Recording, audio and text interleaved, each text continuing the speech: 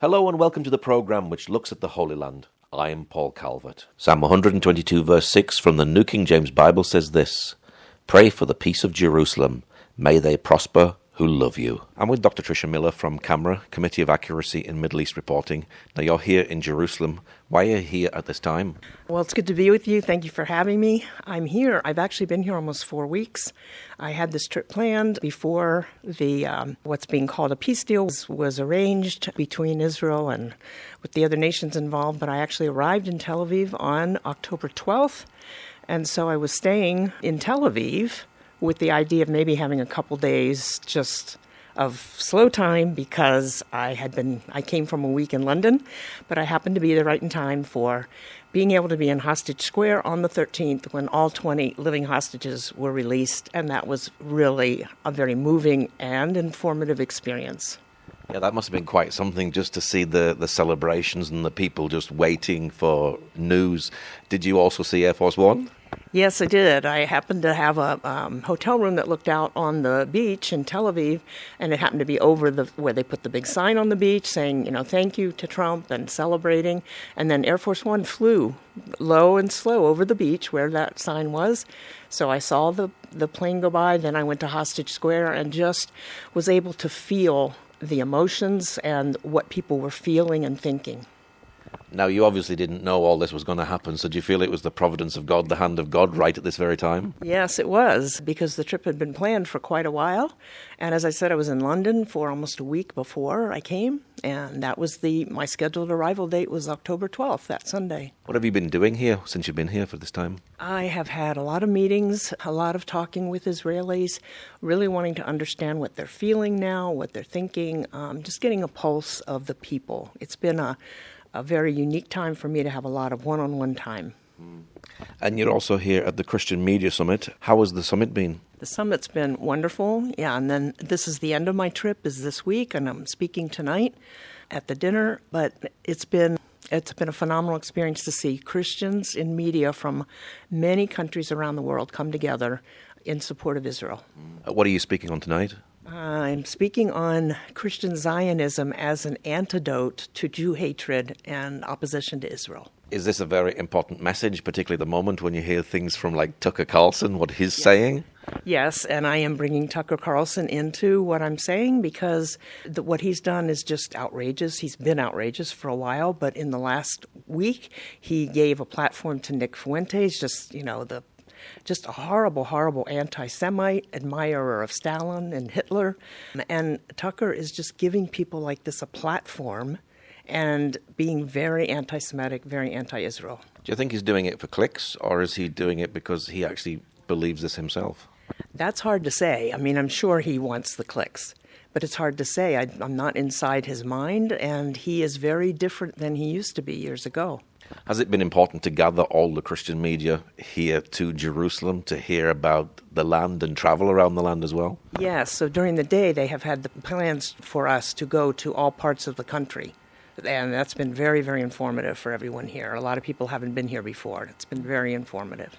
How important is the Christian Media Summit? I think it's critical. Christian support for Israel is absolutely imperative, and we must strengthen that. And that's why I'm speaking on Christian Zionism, even though I'm speaking tonight to a room full of Christian Zionists. I mean, they wouldn't be here if they weren't in support of Israel, but just stressing, giving them information and arguments to use to strengthen their cause and be able to be strong supporters of Israel. Now, you're the Director of Partnership of Christians and Jews. How important is that bond and partnership? It's extremely important. The history between Jews and Christians has been tragic for at least 1,800 years, since the 1st or 2nd century.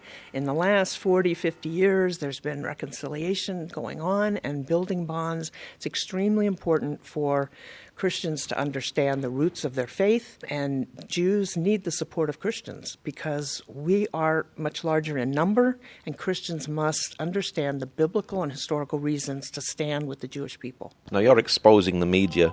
Since October the 7th, has it been a media war for you getting the truth out there? Yes, it's been intense for anyone concerned on these issues since October 7th. There have always been lies and propaganda told about Israel, blood libels, but since October 7th, ever since the day after, really, the accusations that started, the genocide, famine, Israel's trying to, create a humanitarian crisis, on, all of which has been proven to not be true, all of which we knew wasn't true at the time. We already had the facts, and so it's been a constant battle of answering the lies. Do you feel like you've been fighting a war as well? Yes, we've all been at war. Anybody who cares about Israel and about the truth and just about justice. There's a lot of talk about justice in the world, but what about justice for the Jewish people? That's always left out. Do you think now there needs to be a change and focus for Israel? Because Israel's always very good when it comes to war and fighting a battle. They always win. But do you think they need to change their strategy now when it comes to fighting the media war? Because they always seem to lose the media war. Yeah, I don't know, and I can't speak for Israel. I don't know what they should do or need to do, but yes, they do lose the media war, that's for sure. And we all talk about there's really been this is a war on 8 fronts. Other people talk about the 7 fronts, the physical fronts, the different terrorist organizations that are against Israel, but the media war is actually the most sinister and the most dangerous. Is it anti-Semitism or is it ignorance? I think it's both. I think the foundation of it all is anti-Semitism. Israel is completely held to a double standard. There is a complete double standard when it comes to talking about anything in relation to Israel, and that's intentional. That's obvious. If there's ignorance involved, it's just fed by the fact that there's already a predisposition to just be, if it involves Jews or Israel, they must be wrong. Do people actually care about genocide? Because we hear in Sudan that there's genocide, we hear in Nigeria that there's genocide, yet there's not the people on the streets marching and protesting, there's no youth camps outside, so do people really care? No, they don't care. It was an issue being used to be anti-Israel. And also within Israel, there's been political forces that have been anti-Bibi.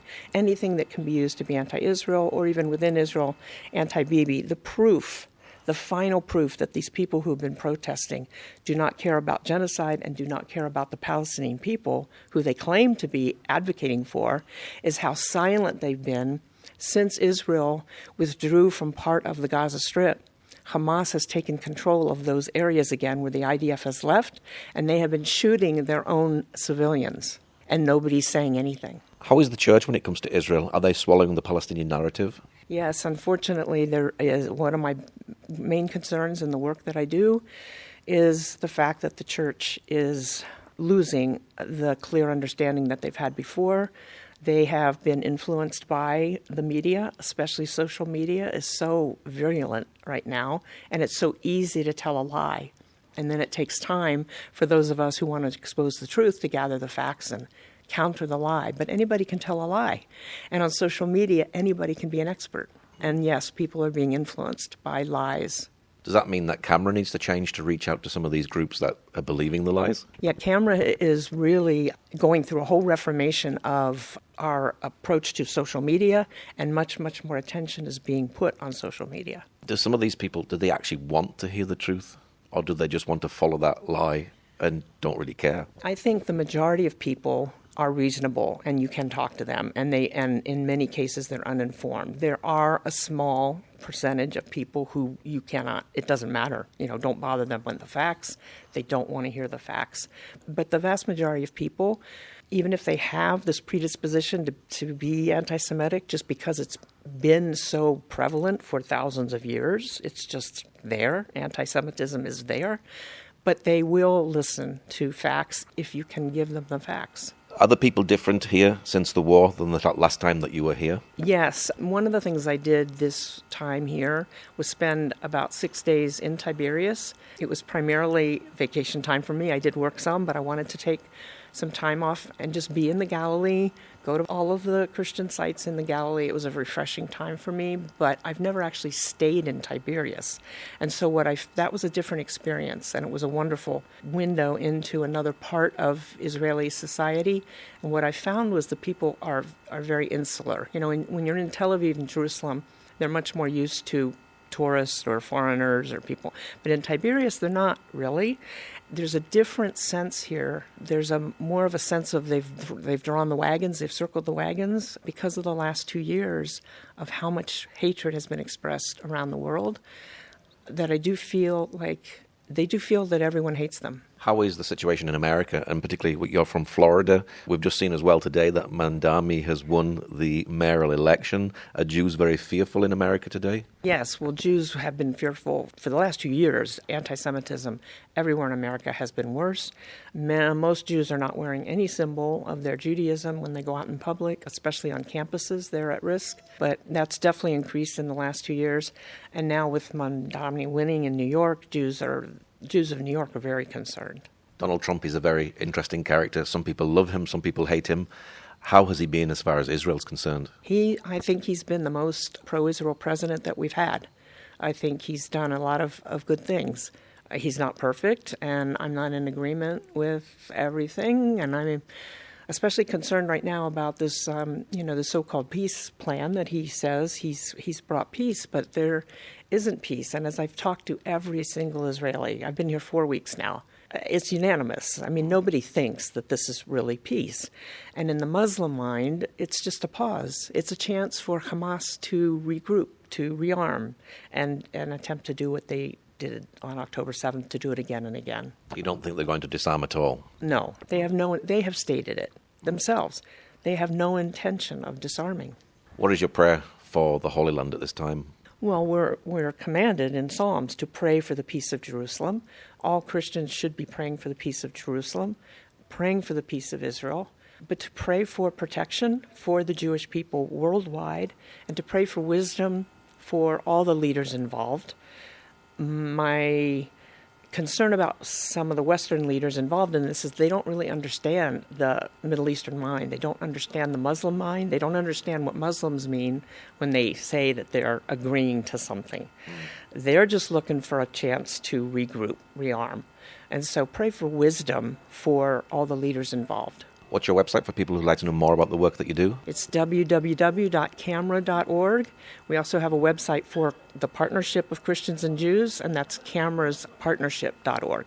You're all over social media as well. Yes. Camera has been uniting all of the different departments within Camera as one Camera, social media, and so we are getting much, much more. Each department is getting much, much more exposure now on social media. Well, Tricia, thank you very much for sharing today. Well, thank you for having me. Thank you for joining us today. Pray that God will move by his mighty power in the Holy Land and bring his peace.